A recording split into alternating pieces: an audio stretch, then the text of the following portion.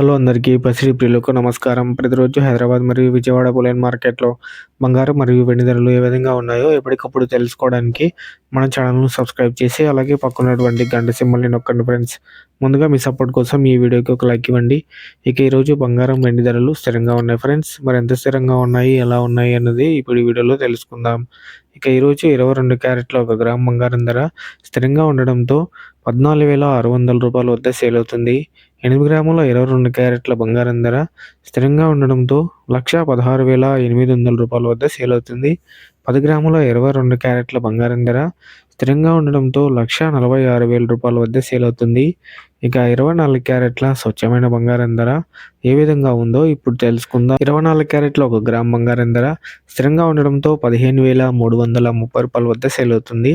8 గ్రాముల 24 క్యారెట్ల స్వచ్ఛమైన బంగారం ధర స్థిరంగా ఉండడంతో రూ. 1,22,640 వద్ద సేల్ అవుతుంది.